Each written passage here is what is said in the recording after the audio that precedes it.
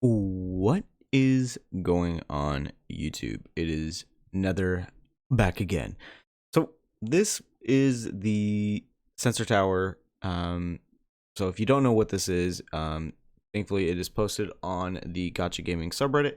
And so what it does is it looks at the revenue from prior month and current month. So at the time it was October when this was published. It was looking back at September. And you can see here that NIKKE is the one, two, three, four, five, the fifth highest grossing gotcha for October. And they did see a huge drop from $32 million to $13 million. And you're probably wondering why. Well, probably two factors that came into that. One, it was the NIKKE, not the NIKKE, NIKKE and Near Zero, or the Near collab. And so, it brought A2 and 2B, so very hype units. Also for the fact that Anniversary was right around the corner. Now, I'm predicting that this 13 million is probably going to jump up to like the 32 million mark, maybe higher, since we got the Red Hood buff. Anyways, so the reason why I'm making this video is because we're going to be discussing how well the Anniversary event went.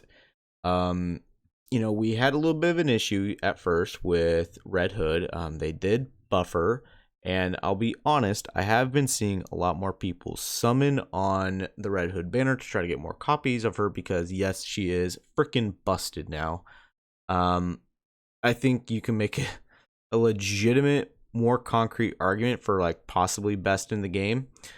Keyword possibly, people, but that's just what I think. I think the Red Ash event was phenomenal, allowing us to get a little bit more lore back in the first Invasion days with the Goddess squad and Red Hood. I thought that was fantastic. I really want to see more about that in the future. But so we have all of that, and then thankfully we jump over here to the 2023 Pocket Gamer Awards Best New Role-Playing Game. And as you can see here, Goddess of Victory NIKKE is one of them. And I'm 100% voting for it because of the fact that I enjoy the game a lot, but also like I look at these other games, like Final Fantasy, they have a very large following, so I can see that possibly being another good one. Doncaster I've never played, Raging Bites I've never played, High Water I've never even heard of, Tower of something, if that's the thing I think, then yes, I've heard of it. It's been okay.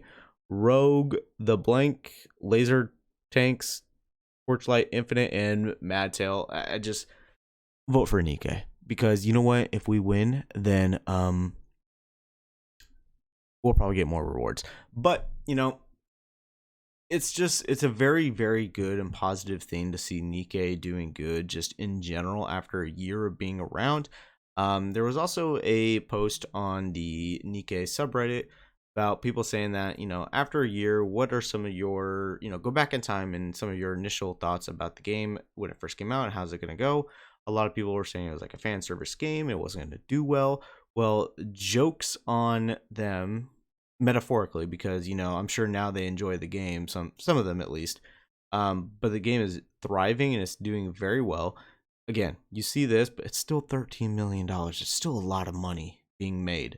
Granted, it's not Honkai and it's not Genshin money, but it's still a ton of cash that they are making, and so that adds more incentive to be very generous to the free-to-play players, be very generous to just the player base in general, and I think they have been.